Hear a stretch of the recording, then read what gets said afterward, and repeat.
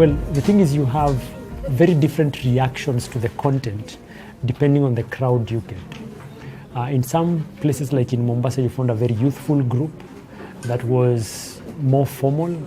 And so their engagement with the content was quite different. They're able to pick things very fast and they're able to process things and move the discussion very quickly. And so you have to be, as a facilitator, as a person who is leading that discussion, you have to make sure you are aware of that. In Isiolo, it was slightly different. You had an older group that was not as educated as Mombasa, and so things were slightly slower. So to make sure that the process is useful for them as well, you have to be aware of this and try and make sure you move at their pace. And that's why one of the things that we are testing in this process also the role that the facilitator plays in making sure that the participation is good. In Mombasa and Nakuru, people are more open to what this is, okay? What public deliberation could be. In Isiolo, I felt some kind of frustration with the people, and I cannot place right now where the frustration was coming from, but it ranges from they came from too far and it's too much, we have never seen this, it was information overload. Budget process ya Kenya, bila kusema mambo mengi sana, inakaa hivi. Katika budget tunakuanga na sehemu 4 tofauti. Hii sehemu ya kwanza ambayo ni ya blue hii, hapo ndio wakati tunatengeneza budget yenyewe, tunaita formulation. Na hivi vijisehemu unaona hapa vinasimamia mwezi mzima. Kwa hivyo process ikianza mwisho wa August, unaona ni miezi mingapi hadi mwisho wa April. Sasa hizi tuko May. August mwaka huu ukifika, budget itaanza. Budget ya mwaka gani? Tutaanza kutayarisha budget ya mwaka gani? 2018. Na haya tunatayarisha budget ya mwaka gani? 2019. Bajeti ya serikali haifuati kalenda ya kawaida. Mwaka wa serikali unaanza mwezi upi? Julai hadi June mwaka ujao. Tukirudi nyuma kidogo, kuna mali imetokea hapo kwa budget making. Step 1, kuna hiyo formulation. It take place between January to April. Inaanza end of August. End of August. Inaanza end of August, inaenda all the way mpaka April 30th. So, hapo sijui ni miezi mingapi but nitahesabu. Step 2, kuna approval, ambapo approval it do happen katika National Assembly na it's 2 months. Step 3, kuna implementation. Hapo ndo nimepotea kabisa, sijui ni how many months na sijui between wapi na wapi. Na hiyo step 4 pia hiyo audition, hiyo auditing nimeandika tu 6 months na pia sikujua ni wakati gani na gani. Approval ambayo inafanyika katika National Assembly ni kuanzia mwisho wa April hadi mwisho wa June. Bajeti lazima zikuwe zimefika katika National Assembly kufikia April 30th na lazima National Assembly ikuwe imeapprove hiyo budget kufikia June 30th. Wakimaliza kuapprove, bajeti inarudi wapi? Katika wizara za serikali. Kuchangia kwenye budget, unaona amekuja mtu anajiita bunge la wananchi, wasielewi sana nini. Sasa akija anasema niambieni mnataka nini? Manake nyinyi mlisema mnataka hii, pesa zimerudi kwa treasury. Manake pesa zilitoka lakini hamkufanyia ule mradi, manake hamkusema. Mbegu zilitolewa huku, nasari imejengwa kule, kwingine kumefanywa hivi. Sasa kwa nini kama wananchi watu wasiweze tuone suggestion, kuandika proposal kila wanataka, alafu zipeleke copies kila mahali ambayo inatakikana zifike, kama ni kwa chief, kama kwa mwananchi mwenyewe, kama ni kwa government kubwa, kama ni kwa ofisi ya rais, alafu hiyo inajulikana kwamba tarehe fulani, siku fulani, saa fulani tuliomba mradi fulani, ili tukiambiwa pesa zimerudi tuwe na ushahidi kamili ya kwamba mwananchi aliomba hiki kitu na amenyimwa. Hiyo ni suggestion nzuri, na jambo moja ambalo tunafanya leo na ndio maana tunapitia hii learning phase ya saa hizi ni je, mambo yanaweza kuwa tofauti katika bajeti zetu, wananchi wakipata information mapema waweze kujipanga, na ili pia wakifika katika sehemu ya ku make ile decision ya mwisho kama ile ambayo tutafanya leo, tuna document mambo vizuri kuliko vile tumekuwa tukifanya. Kwa hivyo lile jambo ambalo tunafanya leo will actually be a good test of whether actually that changes things. Sawa. And when you talk about physical capital, what are we talking about? infrastructure. Okay, already you're starting to draw what sectors we are talking about. When you talk about human capital, which sector will that be? Human capital. Which sector develops human beings? Education. What else? Health. You can say health is improving human capital, but mostly it's education, isn't it? And then when you talk about physical capital, what are you talking about? Infrastructure. Okay, so here is the trade-off we have to make this year and in the medium term, the following years. What do we want to develop more? How much more should we give to these sectors that develop the human, and how much more should we give to these sectors that develop infrastructure, bridges, roads, and such things? The big question is, what is the best way to learn about these sectors between now and 1 p.m.? I want to hear that from you, because you will tell me what is the best way you feel of approaching it. Do you want just to read as an individual and flip through the pages? Do you want to sit down as a couple of people and discuss it in a group? How do you want to approach it? Mesikia maoni kadhaa. Yes, Johnson. Yes. We have a bit of an extra minutes. Yes. Go through individually. Uh-huh. Come to groups so that we can have something. Okay. Okay, so Johnson's suggestion is actually a good one. So you read individually for a couple of minutes, you flip through the pages together alone for a couple of minutes, and then the rest of the 50 minutes, mukue kwa groups. Yeah. Is that a suggestion? That's one suggestion. Anyone else with a different suggestion? I think kuna kitu summary. Yes. And I think you understand all the sectors. Why can't you give us a summary of all the sectors? Then we discuss later after knowing. Kwa sababu tukisema tusome, nitachukua nisome, sitaelewa. Why don't you summarize to us? Tuambie hii na involve hii na hii na involve hii na hii, then we discuss later. The reason why mom sitaki kufanya summary ni kwa sababu nikifanya summary ni kumaanisha ile discussion ambayo mtakuwa nayo afternoon ni kulingana na chenye nilisema. Mtasikiza summary yangu, hata muandike notes. Ikifika afternoon, watu wakitoa majembe ama wakitoa ni watakuwa kulingana na summary ya nani? Which will be very unfair to all of you. Yes. Now, I think ulikuwa umetueleza hapo awali ya kwamba sisi sote tumetoka sehemu mbalimbali na ambapo tunawakilisha sekta tofauti. Kama ni elimu, tuna wale ambao wanahusika. Kama ni daktari, wanahusika na afya, wakulima hivyo. Nafikiri tuna vikundi hivi. Na ingekuwa ni vizuri kama ni mwalimu kama mimi niangalie education sector.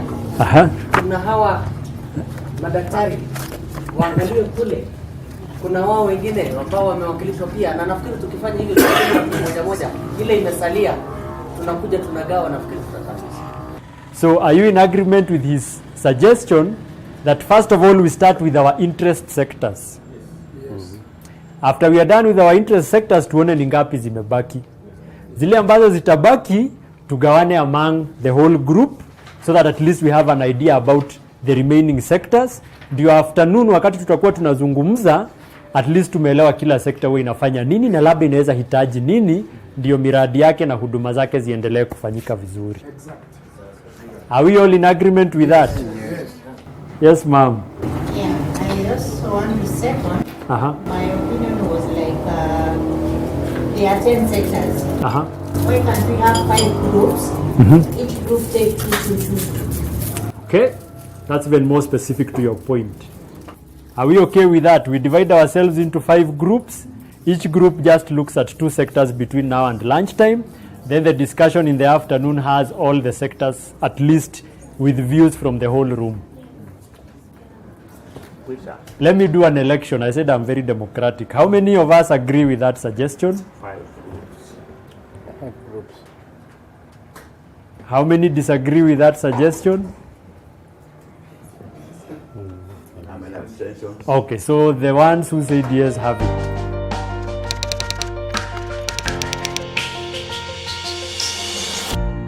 I think one of them has just been the excitement when people realize that there are some things that they thought they knew in one way, but now they've realized actually that's not how they are. Actually, people don't get pissed off about it. People are actually happy about that. So that has been one interesting similarities across all the counties. People are excited about the budget. Surprisingly, people want to know what it is about. People want to learn. People want to be sensitized about this. People want to be given an opportunity to give their proposals and their reasons. Budget of 2017-2018 Yes. imesomwa mapema. Sasa kama 2017-2018 June imesomwa, itakuwa lini? Can somebody put an objection or put his input? Because you talk of February again, 2018. Yes. So that clarification is muhimu sana, so that if somebody wants to go to court, and probably see some, because this day is the only way to go in court. There's no other way. Kenyans have discovered the courts. You know, they are there. Thank you very much. That's a very good question. Where are we in the process right now? 2016-2017 si mwaka ya kawaida. Na kwa sababu si mwaka ya kawaida ni kwa sababu ya uchaguzi. Uchaguzi unafanyika mwezi gani? Mwezi ya 8, si ndio? Kwa hivyo tulijua kawaida budget huwa inapitishwa June. Lakini tulijua tukingojea mpaka June hawa jamaa hawatakuwa parliament. Si washaanza campaign. Nimesikia speakers zikizunguka huku. So a decision was made at budget ya 2017-2018 sasa. Si ndio tunatengeneza sasa ambayo tutaanza kufanya implementation July. Tukasema ile kitu ambayo tutafanya hiyo budget process ifanyike haraka kidogo kuliko kawaida. The decision was made that budget ya hii mwaka lazima ipitishwe kufika 30th of March. So ukiangalia process ya hii mwaka budget imeenda haraka kuliko kawaida. Haya, kadi ya 3 sasa unaweza tusomea. Kadi ya 3 inaongelea about national and county functions. Hii kimimi vinamaanisha majukumu ya serikali kuu na majukumu ya serikali ya ugatuzi. Inahusiana vipi? Unafikiria inahusiana vipi? Kwa nini lazima ujue mambo haya wakati unafikiria juu ya bajeti za sekta? As for my knowledge, serikali kuu ndo mama yake serikali ya county. Na ambapo kwa nini nasema hivi, huyu county lazima rely na national government na sustain wananchi wake. Ndio maana utasikia maybe budget ikipitishwa county ya kwa 15%. Ni wajibu wake yeye na kafuatia hiyo 85% katika national government.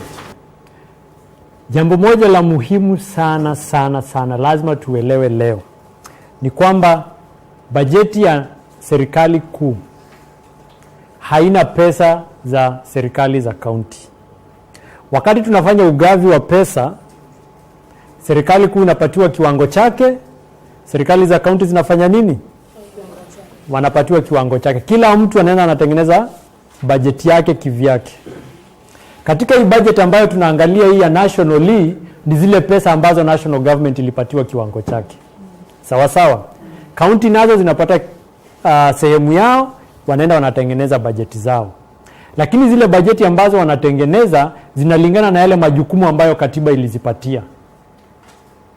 Function moja ambayo imekuwa devolved sana na mumeona baada ya mgomo wa madaktari ni health. Kwa hivyo wakati tunaangalia hii health hapa haina zile hela ambazo county zinatumia katika majukumu ya afya. Haya, kadi ya 4 nani yuko nayo? Kadi ya 4 priorities. Haya, isome hiyo afu tuambie Okay, mimi kenye na understand priorities ni katika national treasury budget wakati wanafanya allocation hizi ndio wamepea vitu vimepewa kipaumbele before wafanya allocation. Yani these are the important sectors zinafaa kuangaliwa. Sawa. Wakati tunazungumzia mambo ya sekta katika serikali, na ndio maana tuna bajeti kila mwaka, ni kuna mambo fulani ambayo tunataka kupatia kipaumbele kwa kila mwaka. Kama ukiangalia katika serikali ambayo iko sasa, wakati waliingia jambo moja walisema ni tunataka kufanya miradi, si ndio? Na wakati unafikiria juu ni bajeti tagawa vipi katika kila sekta, tayari ulikuwa na idea kwamba ile sekta ambayo itapata pesa nyingi itakuwa gani? Ile ambayo tuliona hapa ya energy na infrastructure, si ndio? Na swali kubwa ni mambo hayo yanatoka wapi? Kuna sehemu kadhaa ambazo tunaangalia. Ukitaka kujua ni mambo gani yatapatiwa kipaumbele, jambo la kwanza unaangalia katika mipangilio ya serikali. Katika serikali kuu kuna ile Vision 2030 ambayo inagawa kwa miaka mitano. Kwa zile document tutaona ni mipango gani serikali inapanga kupatia miaka 5. Sawa sawa, hapo ni sehemu moja tutapata kujua ni mambo gani ambayo tutapatia kipaumbele katika sekta zetu. Jambo la pili ni matakwa ya wananchi. Matakwa ya wananchi ni kwamba sisi kama wananchi tutaangalia ile proposal ambayo serikali imepatiana, tutaangalia mipangilio ambayo iko katika hizo document za Vision 2030 na kadhalika, lakini wananchi pia watakuwa na matakwa yao ambayo watataka kuona yamepatiwa kipaumbele katika bajeti zetu. Now this is very very very important. Kwa sababu kuna wakati mwingine utafikiria kuna ministry fulani nafikiria iko kwa hii sector, but in the real sense ukienda kuangalia details za hiyo sector unapata hiyo ministry haiko hapo. For example, wacha niulize tu swali haraka. Polisi, unafikiria polisi wako kwa sekta gani hapa ukiangalia? Wangapi wanasema national security? Aha. Wale ambao hawajainua mnafikiri iko sekta gani Rukia? Public administration, wangapi public administration? Nikiwaambia haiko kwa hizo sekta mbili mtaniamini? Iko kwa sekta gani? Governance, law and unaona hapo? Governance, justice, law and order. Ministry ya Interior haiko kwa national security, haiko kwa public administration, iko kwa governance, justice, law and order. That's why this information you have here is very useful. Because when you will be participating, kumbuka, when you are in public participation, unataka kuhakikisha una participate in the right process. Si ndio? Ukisikia sector ya national security inakuja Isiolo and you care about security matters. Alafu hiyo siku ya national security ndio wewe unatokea mkutano na umetoka Merti, si ndio? Merti ni mbaya, huko ndio kwako umetoka Merti mpaka Isiolo town kukuja kuparticipate kwa process, then you realize actually that is not the process I was supposed to be participating in. I think the second thing I would say is that people have been willing to put in time, to put in energy into trying to understand what is it that we are looking at in terms of these sectors. So that has been, regardless of education, regardless of whatever people do, I think people have been very willing to give that a good shot. I'm seeing that we had talked about we want to understand. The purpose is to understand what normally happens under these MDAs. Wengine wetu hatujui zingine, si ndio? Yeah, why don't we run through like the National Treasury? We try find out under general administration what do you think they are doing in that, and then public finance management, what normally goes around that, so that when it comes to the allocations, we are able to compare the allocations versus what they are doing.